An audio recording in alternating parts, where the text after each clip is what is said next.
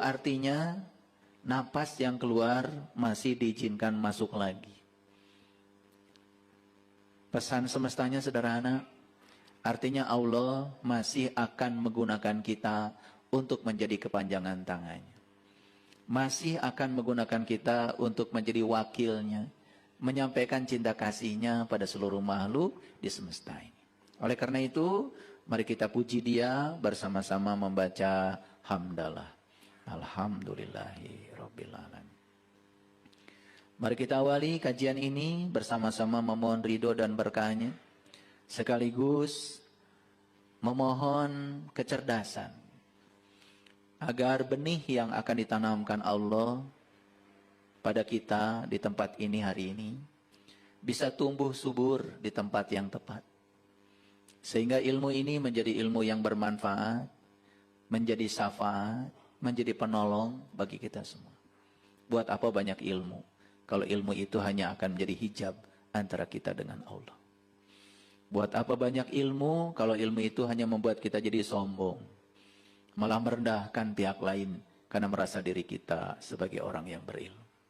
Semoga ilmu ini membawa kita pada kerendahan hati, menjadikan kita orang-orang yang selalu menebarkan rahmat bagi semesta. Oleh karena itu, mari kita sapa asma Allah dengan kelembutan dan cinta, seraya membaca basmalah. Bismillahirrahmanirrahim. Kesulitan itu ada apa tidak ada?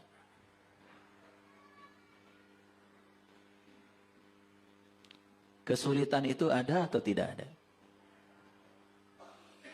Bisa ada, bisa tidak ada.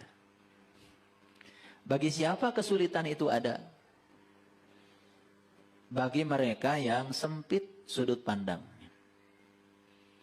Bagi mereka yang sudah luas sudut pandangnya, kesulitan itu tidak ada. Bagi orang yang sempit sudut pandangnya, kesulitan itu menjadi beban. Bagi orang yang luas sudut pandangnya, kesulitan itu malah jadi tantangan. Coba orang yang sempit sudut pandangnya, lama dia pakai HP yang jadul, ada yang ngasih hadiah HP baru. Orang yang sempit sudut pandangnya, betul nggak? Saya itu kalau dikasih yang baru susah, nanti saya harus menyesuaikan lagi. Padahal HP baru lebih canggih. Itulah orang yang sempit sudut pandangnya. Tapi orang yang selalu optimis, menganggap kesulitan itu sebagai tantangan, dikasih HP baru, riang sekali. Alhamdulillah, nanti kalau saya kirim video, tidak lama lagi. Nanti kalau saya kirim berita dengan HP yang canggih, tidak lama lagi. Oh, berarti aplikasi yang bisa saya install di HP saya lebih banyak lagi. Bahkan kesulitan itu dijadikan sebagai tantangan. Itu bedanya. Nah, ada pertanyaan sederhana sebelum saya kajian hari ini. Masih ada nggak dalam hidupnya merasakan hidup itu sebagai beban? Masih ada? Masih ada? Oke. Ya, tidak usah dijawab keras-keras. Karena saya juga udah tahu. Kan dari wajahnya kelihatan ya. Yang hidupnya beban dengan yang hidupnya sudah penuh dengan sukacita. Kelihatan. Ya. Nyanyi nggak bisa. Joget nggak bisa. Ada musik padahal sudah jiwanya itu sudah meronta-ronta pengen joget. Tahan. Ya. Hidup yang semacam itu ya tidak bisa dinikmati, tidak bisa dirayakan. Hidup terlalu serius. Akibatnya cepat tua. Proses kematian sel dalam tubuh begitu cepat. Bahkan orang yang stres itu satu hari ya bisa mengalami kematian sel dalam tubuhnya 17 miliar sel dalam 24 jam itu. Bisa dibayangkan ya? Kalau sel-selnya mati, berarti tubuh ini secara perlahan sudah mengalami kematian. Kematian lebih cepat. Akibat apa? Akibat merasakan hidup sebagai beban. Hidup bukan sebagai tantangan. Ya, kenapa? Karena sudut pandang terhadap kehidupan sempit. Oleh karena itu, menjalankan ritual-ritual agama tanpa kesadaran tidak akan membuat kita semakin luas pengetahuannya, tidak akan semakin luas sudut pandangnya, malah semakin sempit. Hasil akhirnya apa? Menganggap hidup sebagai beban. Ya? Nah, jadi oleh karena itu, yang namanya beban itu kan relatif. Bagi seseorang bisa jadi beban, bagi orang lain malah tidak terasa sebagai beban.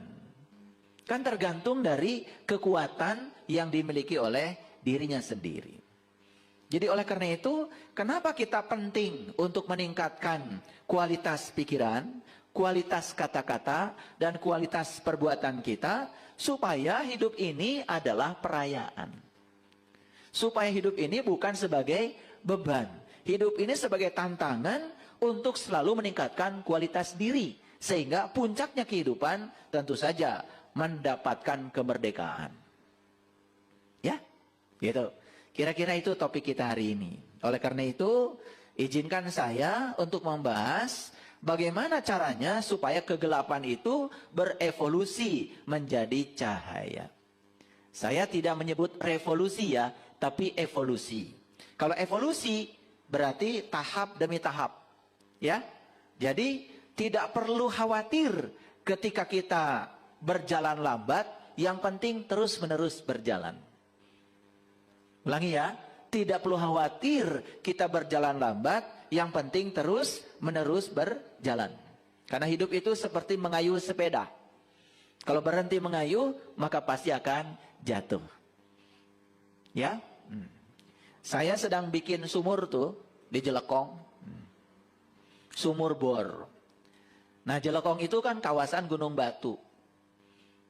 Begitu dibor 4 meter, langsung bilang tukang sumur, "Pak, ayah batu." Saya cuma bilang, "Kan ini gunung batu."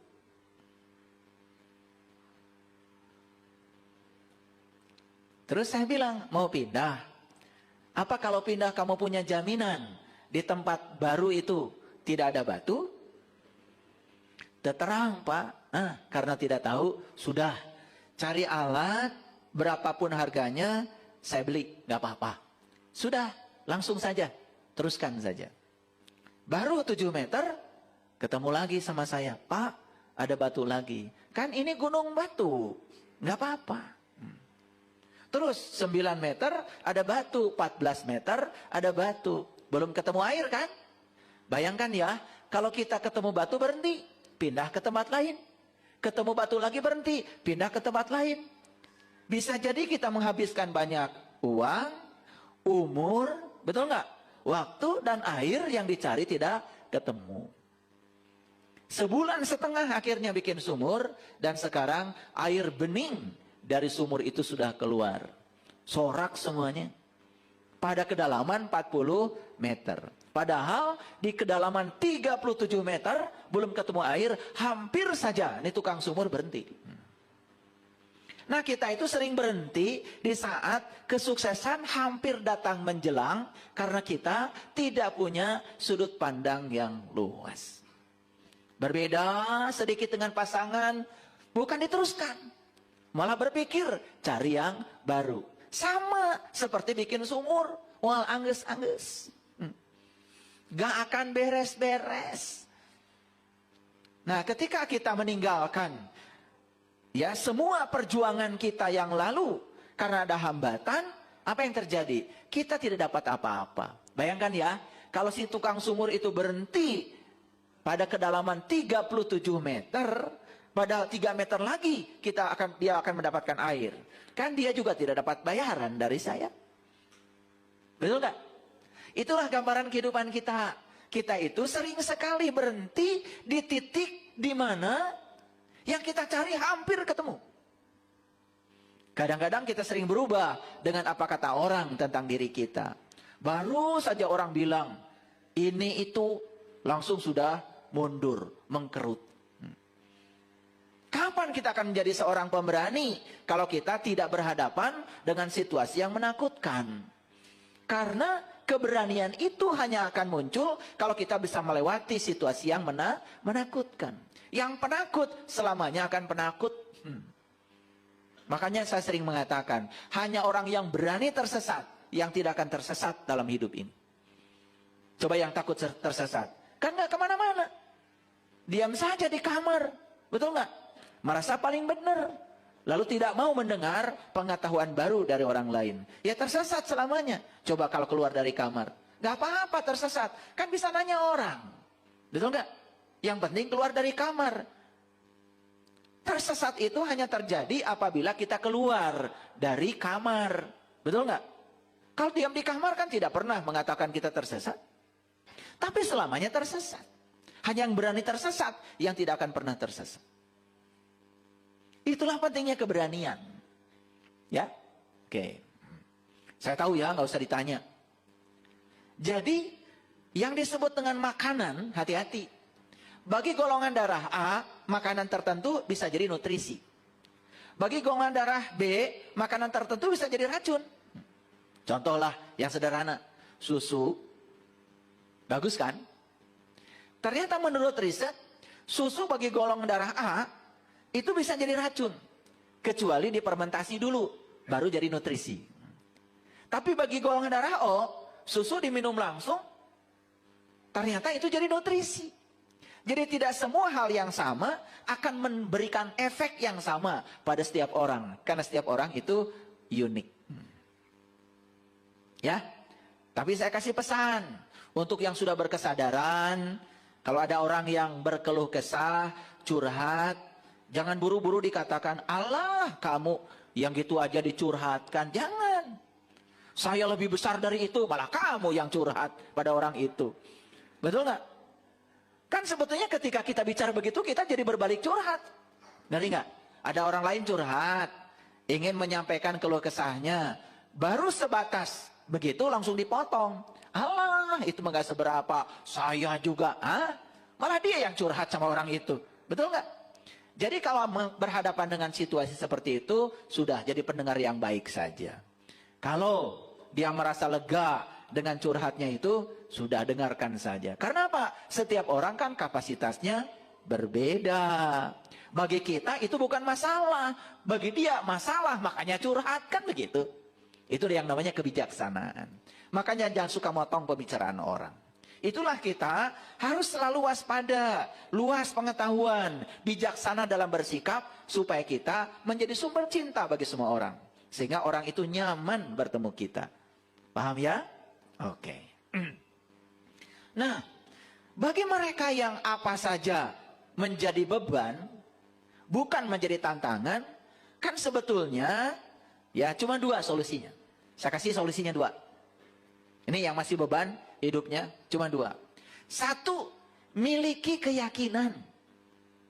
Keyakinan apa? Keyakinan bahwa segala sesuatu dalam hidup ini pasti berubah. Betul nggak?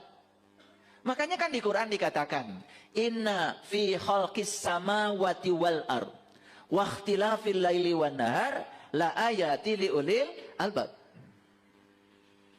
Sesungguhnya dalam penciptaan langit dan bumi dan silih bergantinya siang dan malam terdapat pelajaran bagi ulil albab. Awas ya.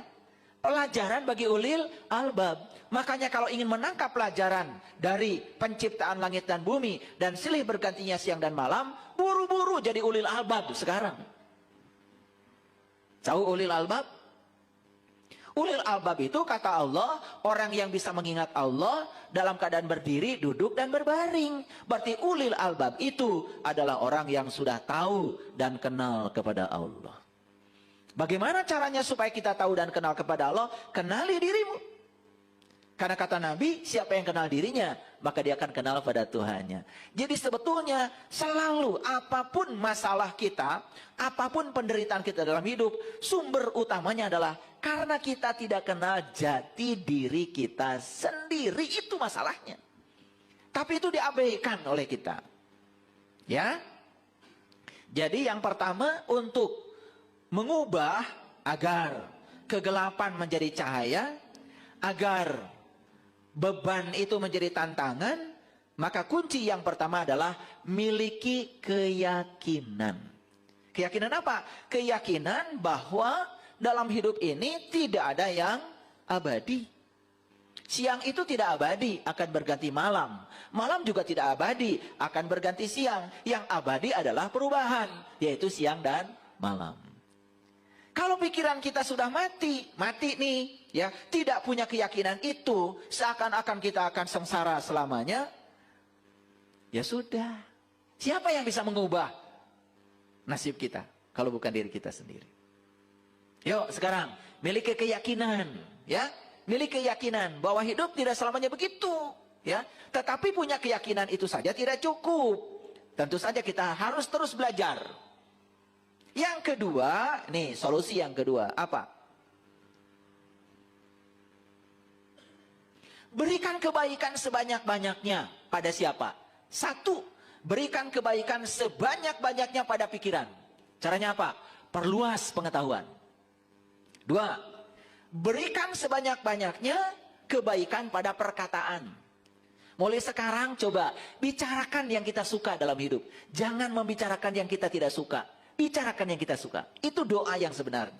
Dan yang ketiga, berikan kebaikan sebanyak-banyaknya pada perilaku kita. Ini, kalau kita menjalankan yang dua ini, ya Allah. Saya sudah cukup berpengalaman dengan ini, ya. Ternyata kegelapan pun secara perlahan akan berevolusi menjadi cahaya. Kan bagi orang kreatif, betul? Sampah saja bisa menjadi sebuah hiasan yang bagus. Sampah itu kan kegelapan. Ketika dengan kreativitas diubah ya secara kreatif menjadi menjadi kerajinan yang menakjubkan. Jadi sebetulnya di semesta ini ya tidak ada yang konstan, tidak ada yang statis, semuanya dinamis. Terserah kita sendiri. Nah, mau menjadikan kesulitan sebagai beban, atau menjadikan kesulitan sebagai tantangan. Itu pilihannya ada pada diri kita. Pilihannya ada pada diri kita. Oke. Saya kasih ilustrasi sederhana ya. Kalau saya memasukkan garam 1 sendok pada air 1 gelas. Kemudian diaduk. Apa yang terjadi? Asin. Bisa nggak kita mengambil lagi yang 1 sendok itu dari air 1 gelas itu? Bisa? Susah. Nah gimana caranya supaya tidak terasa asin? Gimana caranya? Tambah lagi airnya. Tambah lagi airnya. Tambah lagi airnya. Tambah lagi airnya. 1 drum airnya ditambahkan. Masih asin? Apakah yang 1 sendok dari air itu kita keluarkan? Tidak. Yang 1 sendok tetap tinggal dalam air. Tapi sekarang airnya ditambah. Apa yang terjadi? Karena ditambah airnya, yang 1 sendok tidak terasa asin lagi. Seperti itu beban hidup bagi orang. Maaf ya. Ekonomi susah. Badan sakit-sakitan. Ya. Rumah tangga banyak konflik. Dengan orang lain juga banyak konflik. Negatif semua hidupnya. Persis seperti garam 1 sendok. Nggak bisa dikeluarkan. Nggak bisa. Karena itu karmamu. Itu datamu. Nggak bisa dikeluarkan. Yang bisa dilakukan adalah tambah air. Tambah air. Tambah air. Jadi yang bisa dilakukan adalah menambah kebaikan. Tambah kebaikan pada pikiranmu. Ngaji kesadaran. Kayak gini. Ya. Jadi sesekali ngaji itu ngaji kesadaran. Ya. Saya tidak merendahkan yang ngaji ngapalin ini, ngapalin itu, baca ini sekian kali, nanti utang lunas. Ya terserah itu kalau percaya. Betul nggak?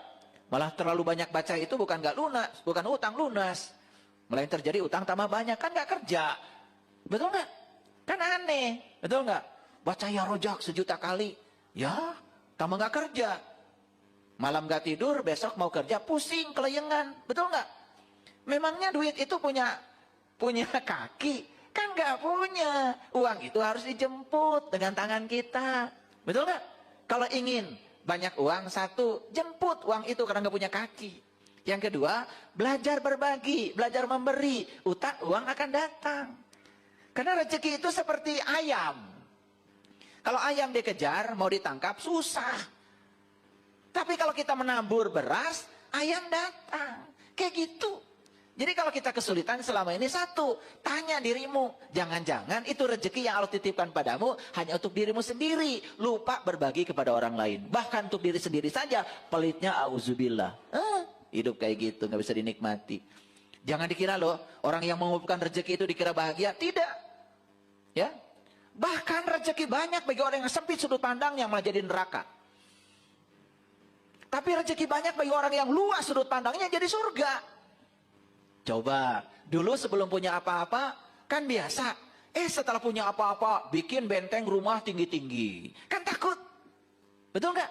Kenapa takut? Takut dirampok, takut diambil orang. Karena dia tidak pernah berbagi. Kalau kita berbagi kepada orang lain, semua orang di sekitar kita akan menjaga kita. Kita dijaga oleh mereka. Yang menjaga kita itu cinta kasih. Tidak usah cari ilmu teterak di kadek. Cari ilmu supaya nu ngadek. Itu yang namanya ilmu sakti itu. Jadi kesaktian itu adalah kebaikan kita. Karena kebaikan yang akan menjaga kita. Gak usah pakai pengawal. Gak usah pakai nyiung-nyiung. Gak usah. Gak usah. Semua orang di semesta ini sama pentingnya kok. Sama pentingnya. Jangan merendahkan orang. Jangan karena kita jabatannya tinggi merasa lebih penting dari orang lain. Gak ada pejabat kalau gak ada rakyat. Pagi-pagi semua orang juga sama ingin ke kantor. Sama pentingnya. Yang ke pasar sama pentingnya walaupun jualan. Bahkan bagi saya, orang yang tidak baik pun dibutuhkan oleh semesta ini. Betul gak? Bagaimana kita bisa menjadi orang baik kalau tidak ada mereka? Bukankah kelihatan kita sebagai orang baik ketika kita bisa baik pada mereka? Kalau merekanya tidak ada, kita pun tidak bisa menguji seberapa baik kita. Betul atau tidak? Maka terima semua orang itu apa adanya. Jangan merasa diri lebih penting dari orang lain. Allah itu tidak akan melihat jabatan kita. Allah tidak akan melihat status sosial kita. Allah hanya akan melihat cinta kasih kita. Allah hanya akan melihat seberapa besar cinta kasih kita. Allah juga tidak akan melihat seberapa tinggi Anda sekolah. Allah tidak akan melihat seberapa banyak pengetahuan yang Anda miliki. Tapi yang akan dilihat oleh Allah cuma satu. Seberapa besar cinta kasihmu pada semua orang, pada semua makhluk. Kenapa kita selama ini tumpul cinta kasih kita? Karena kita kehilangan empati. Kenapa kita tidak punya empati? Karena kita tidak pernah melibatkan emosi kita kepada orang lain. Sesekali coba belajar untuk menjadi seperti orang lain. Ketika orang lain mengeluh kepada kita, tempatkan diri kita sebagai dia. Ketika orang lain susah, tempatkan sekali-kali kita menjadi dia. Asah empati kita. Asah empati kita. Itu yang akan kemudian membuat derajat kita semakin tinggi. Empati. Lihat orang lain susah, kita diam. Dan terus menerus hidup mewah. Tanpa ingat kepada orang lain. Kita sudah kehilangan empati. Nilai manusia terletak pada sisi kemanusiaannya. Dan kalau manusia sudah hilang kemanusiaannya, bagaimana dia disebut manusia?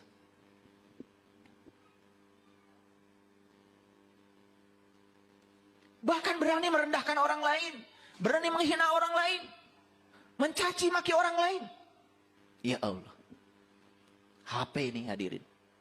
Terlalu sering digunakan untuk menghujat. Rusak HP-nya. Kalau nggak jatuh. Jadi kalau lihat HP nggak mulus. Itu jangan-jangan HP-nya terlalu banyak dipakai untuk menebarkan energi negatif itu. Ini hukum alam. Makanya kalau lihat orang perilakunya seperti apa. Lihat aja sekarang HP-nya. Bonyok-bonyok HP-nya, itu pasti ada masalah. Saya ngomong, benar loh serius ini. Karena saya mengamati. Apapun barang, kalau dijaga dengan cinta kasih, dia tidak akan rusak. Sama seperti tubuh kita. Kalau dijaga dengan cinta kasih, Kasih makanan yang layak buat tubuh ini. Kasih nutrisi yang bagus buat tubuh ini. Kasih pikiran yang bagus buat pikiran ini. Tubuh ini tidak akan sakit. Dia akan melayani kita. Jadi kalau tubuh sakit, berarti tubuh ini terlalu sering dipakai untuk melakukan sesuatu yang di luar kesenangan sang pemilik tubuh ini. Paham ya? Paham? Oke. Jadi terserah kita. Apakah kesulitan itu menjadi beban? Apakah kesulitan itu akan menjadi tantangan? Semua terserah kita. Makanya disitulah kita harus menambahkan. Apa tadi? Menambahkan kebaikan. Makanya cuma dua solusinya. Satu, miliki keyakinan bahwa segala sesuatu pasti berubah. Dua, miliki semangat untuk menambah kebaikan.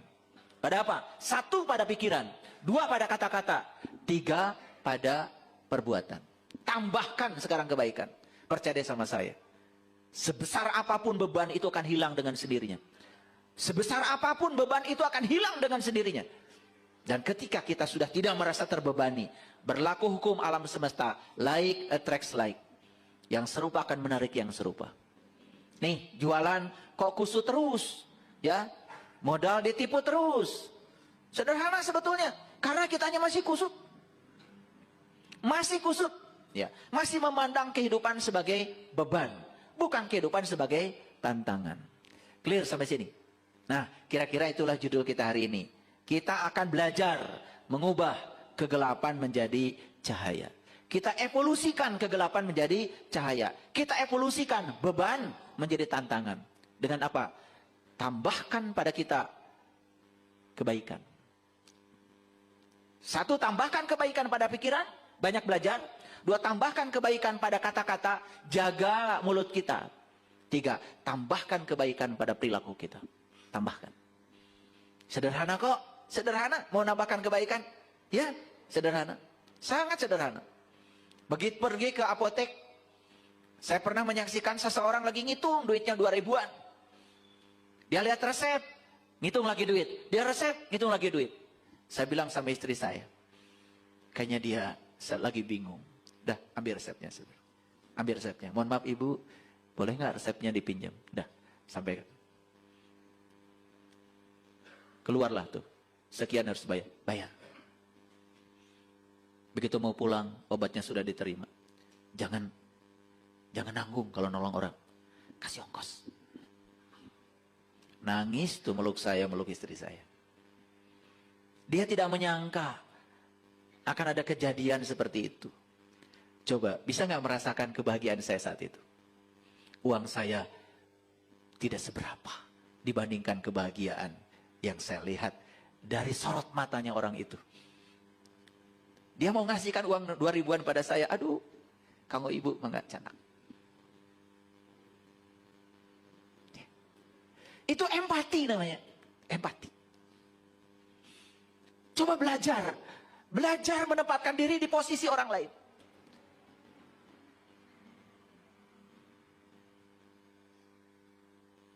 Itu hadir. Belajar. Asah diri ini, asah. Kalau kita dapat berkah, rezeki berlimpah, hati-hati, bukan untukmu. Itu titipan dari Allah, titipan. Akan dihadirkan orang-orang yang datang kepadamu untuk minta tolong. Tolong mereka.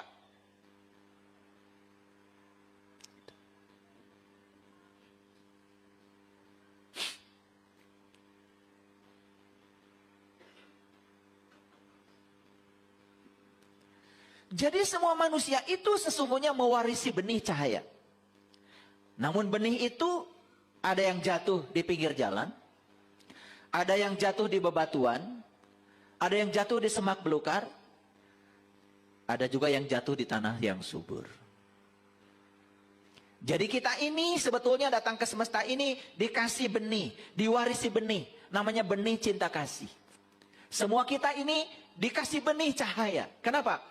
Ketika Allah sudah selesai menciptakan tubuh ini, yang Allah tiupkan ke dalam diri kita adalah ruhku, bagian dari dirinya, yang maha welas, maha asih, maha gagah, maha luas, maha lembut, melekat di situ. Jadi semua kita tentu mewarisi benih itu. Siapapun, tanpa kecuali, bangsa manapun, suku manapun, Allah maha adil. Semua kita adalah hambanya Allah. Kalau kita mau menghambakan diri kepada Allah, siapapun itu, gak peduli, ya, turunan siapa, gak peduli.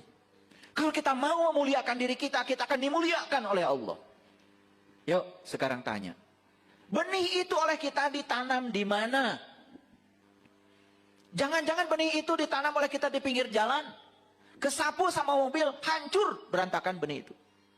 Atau benih itu oleh kita ditanam di bebatuan, akarnya tidak menghunjam ke bawah, tidak tumbuh menjadi tanaman yang subur. Atau benih itu ditanam oleh kita di semak belukar. Apa yang terjadi? Benihnya tidak tumbuh, semak belukar yang tumbuh mati. Karena apa? Tertimbun oleh pertumbuhan semak belukar. Hadirin, kalau benih itu kita tanam di tanah yang subur, kita tempatkan di tanah yang subur, dia akan menjadi benih yang istimewa. Dia akan menghasilkan buah.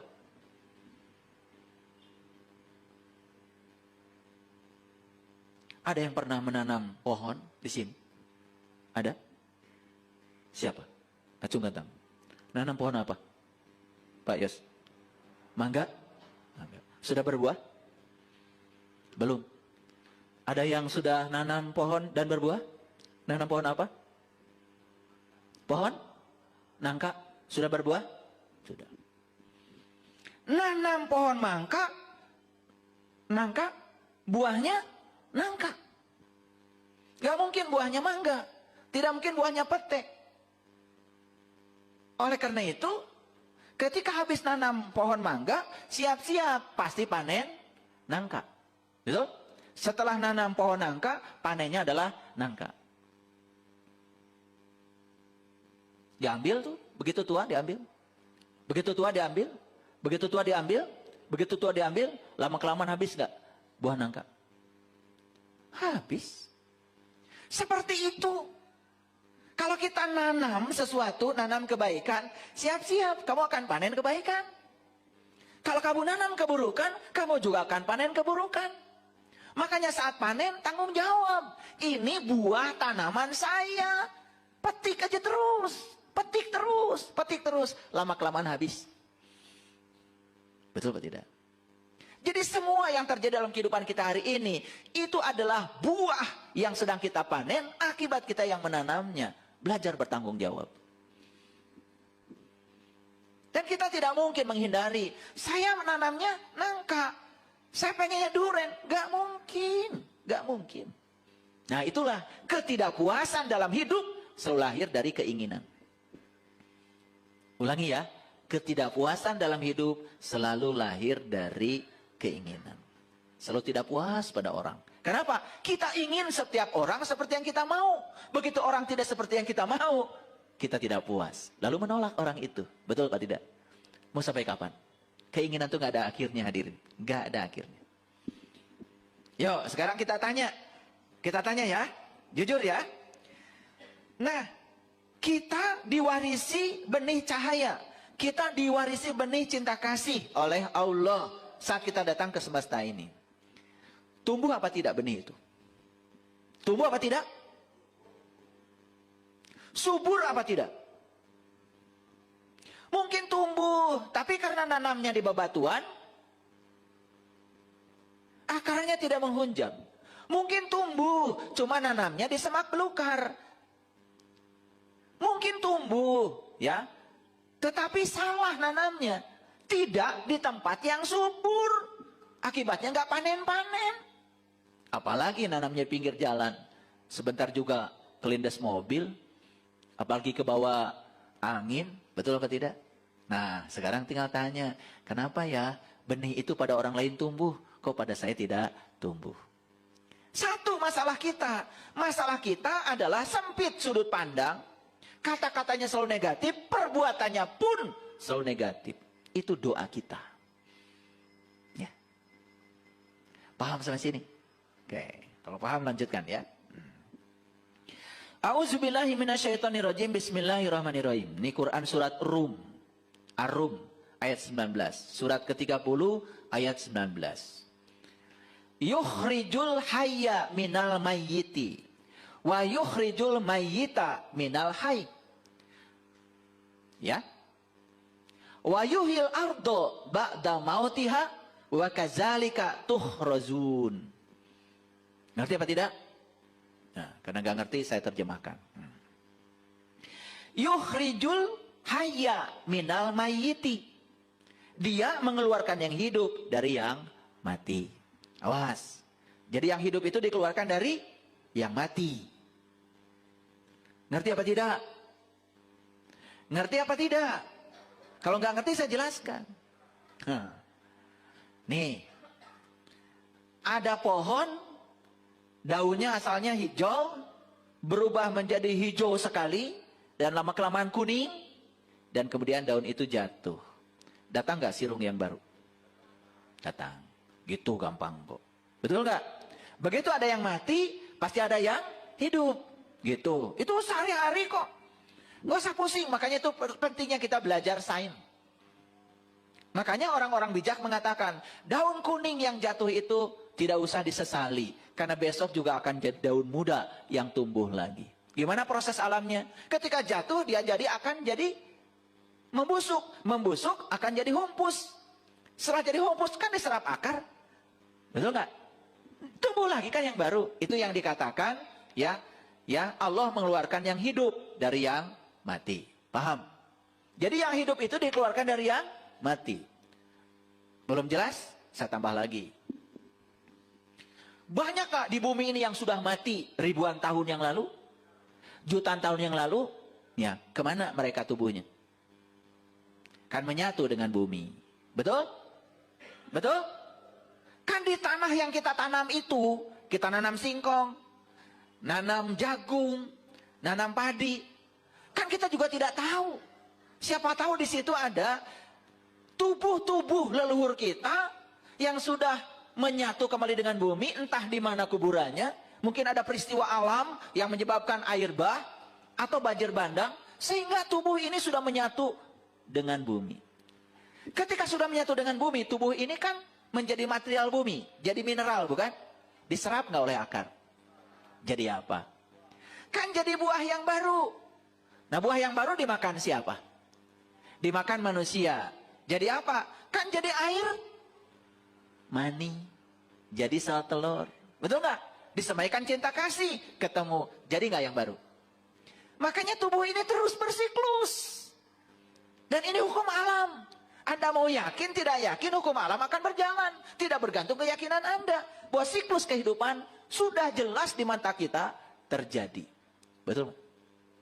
Betul, Pak? Coba kita pikirkan lagi. Ya, Bapak Ibu, ya. Semua material yang hidup, yang pernah hidup, kan pasti akan kembali ke bumi. Betul nggak?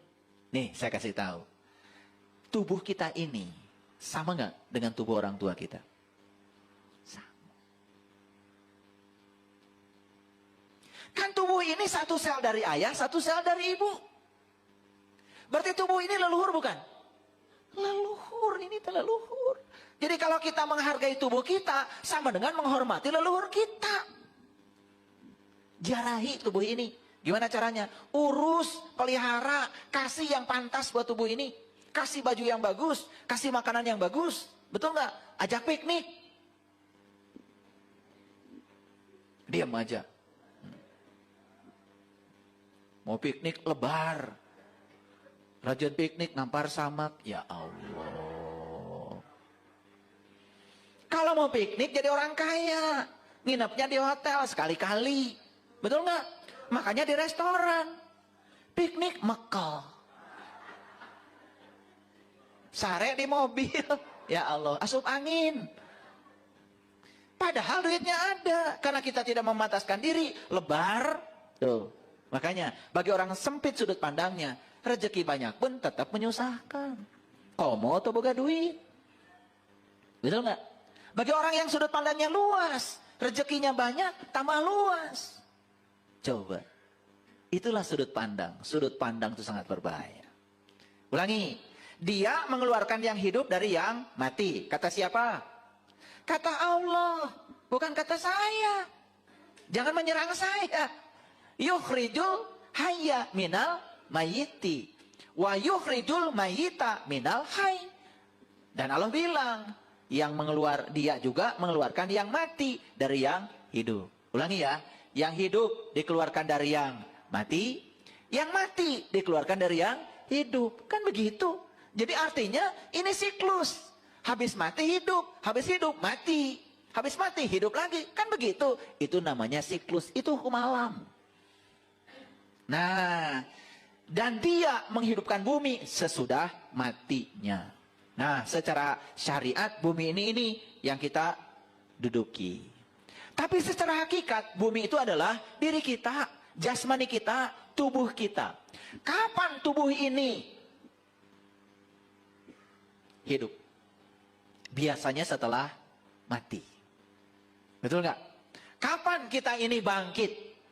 Biasanya kan setelah mengalami berbagai peristiwa yang menyusahkan. Betul nggak? Ada orang susah sekali ekonominya. Karena dia melihat kesusahan itu sebagai tantangan, dia bangkit. Betul nggak? Dia bisnis ini, bisnis itu. Coba tanya. Orang-orang yang hari ini menguasai ekonomi. Bisa jadi dia pernah mengalami kehancuran ekonomi. Itu namanya yang hidup. Dikeluarkan dari yang mati dikeluarkan dari yang hidup. Begitu hidup. Hidup itu bersiklus. Makanya tenang aja. Yang paling penting miliki dua. Miliki keyakinan, yang kedua miliki semangat. Semangat untuk menambahkan kebaikan pada pikiran, pada kata-kata dan pada perbuatan. Itu sudah keren. Nih saya kasih hadiah nih hari ini. Yang hadir kajian hari Senin. Saya tidak menyangka yang datang akan sebanyak ini. Karena jadwalnya berubah. Ya, oleh karena itu saya kasih kajian yang solutif. Ulangi ya. Dua itu bisa. Ya, satu miliki keyakinan. Keyakinan bahwa hidup itu pasti berubah. Dua, miliki semangat untuk menambah kebaikan. Pada pikiran, pada kata-kata, pada perbuatan. Makanya ya, kalau mau bicara, timbang-timbang. Pakai rasa. Kalau bicara begini apa sih dampaknya bagi orang lain? Kan kita udah punya pengalaman. Kalau orang lain ngomong kasar, kita nggak enak. Maka kita jangan ngomong kasar. Kan pelajarannya saya nggak mau ngomong begitu. Karena orang lain ngomong begitu saya nggak enak. Maka saya akan ngomong yang lebih baik. Gitu pelajarannya ya. Jadi kalau dicubit jangan nyubit lagi. Oh dicubit itu nggak enak. Berarti saya nggak mau nyubit. Itu baru bener. Itu baru bener. Ini dicubit nyubit lagi. Betul nggak? Dimarahin nyolot lagi. Ya. Sama gilanya. Yuk, lihat saya semua. Mau nggak bumi ini hidup? Mau nggak bumi ini tumbuh subur? Oke. Kalau bumi ini tumbuh subur, yuk kita sekarang miliki dua. Miliki keyakinan, miliki semangat. Tambahkan kebaikan pada pikiran, perkataan, dan perbuatan. Saya yakin kita akan memiliki bumi yang subur. Nah, kan ada tuh yang buminya gersang. Tubuhnya gersang. Menakutkan. Tidak dirindukan oleh orang. Kenapa? Yang keluar dari pikirannya negatif. Yang keluar dari mulutnya menyakitkan. Yang keluar dari tindakannya merugikan. Bikin onar. Ya Allah, hidup yang semacam itu tidak layak dihidupi. Oke? Paham ayat ini? Nah, lalu ayat yang terakhir kata Allah, wa kadzalika tuhrizun. Dan seperti itulah kamu akan dikeluarkan. Jadi Allah akan mengeluarkan kita, ya. Ketika kita mati akan dikeluarkan menjadi hidup. Ketika hidup akan dikeluarkan menjadi mati. Betul nggak? Seperti itu siklus. Dan seperti itu cara Allah mengeluarkan. Nih contoh sederhana. Ada orang sakit. Sakitnya cancer. Setelah ikut pelatihan dengan saya, kemudian saya tanya, gimana pelatihan hari ini? Senang? Senang. Gimana kesadaranmu hari ini? Saya sekarang merasa semua beban lepas di kepala saya. Gitu. Oke. Tapi yang terakhir saya tanya lagi. Apa yang mengantarkan kamu ke sini? Bingung kan? Mesti dicari jawabannya. Udah mikir lama baru terjawab. Oh, yang mengantarkan saya ke tempat ini ternyata sakit saya. Bukankah sakit yang mengantarkan kamu ke tempat ini? Bukankah sakit yang membuat kamu jadi berkesadaran hari ini? Itulah, setelah bumi ini dibuat mati, maka akan dihidupkan. Kalau kita sadar. Karena semua kebangkitan selalu berasal dari keterpurukan. Itu yang disebut dengan mengevolusikan kegelapan menjadi cahaya. Paham ya? Oleh karena itu, gak usah risau kalau hari ini kita banyak kesulitan. Yang paling penting, jangan dianggap kesulitan sebagai beban. Lihat kesulitan sebagai tantangan. Supaya kita tambah pinter, tambah arif, tambah bijaksana, tambah luas sudut pandangnya. Karena dengan cara itu Allah mendidik kita. Clear sekarang? Yuk sekarang jangan serakah pada yang kita ingin. Jangan menolak yang tidak kita ingin. Dua-duanya bagus bagi kita kalau kita bisa mengolahnya dengan sudut pandang yang tepat. Sampai sini paham? Paham apa tidak? Kalau nggak paham, acungkan tangan boleh. Kalau nggak ngerti, saya ulang. Sampai ngerti. Keluar dari sini, kesadaran kita harus berubah. Stop serakah pada yang diinginkan. Stop menolak yang tidak diinginkan. Terima dua-duanya dengan cara yang sama. Wajah kita akan bersinar. Cantik dari dalam, ganteng dari dalam. Nah, baru kelihatan tuh. Ya. Oke. Ngerti ya, itu surat Ar-Rum tadi ya. Catat tuh, Ar-Rum ayat 19. Kalau nggak percaya buka lagi nanti di rumah. Ya. Jadi ternyata yang hidup dikeluarkan dari yang mati. Yang mati dikeluarkan dari yang hidup. Seperti itu. Nah, kita buktikan sekarang. Siapa yang melahirkan kebenaran? Kesalahan bukan? Betul nggak? Betul nggak? Iya, kebenaran itu dihasilkan oleh kesalahan. Lampu ini tidak akan ada kalau Thomas Alva Edison tidak melakukan kesalahan sebanyak 999 kali. Maka dia tidak mengatakan gagal. Saya cuma melakukan metode yang salah. Justru metode yang benar ditemukan setelah melakukan metode yang salah. Makanya jangan suka menyalahkan. Bisa jadi kesalahan yang melahirkan kebenaran. Paham ya? Kesalahan anggap saja kegelapan. Ternyata justru yang menghasilkan cahaya bisa jadilah kegelapan. Pernah dengar nggak? Ada orang jahat, ujung-ujungnya husnul khotimah. Jadi santri. Pernah dengar kan? Iya. Dia melewati kegelapan dulu. Lalu karena bosan di kegelapan kan mendapatkan cahaya. Makanya pepatahnya R.A. Kartini itu bukan habis gelap terbitlah terang. Bukan. Terjemahannya keliru. Saya pernah tanya ahli bahasa yang mengerti bahasa Belanda.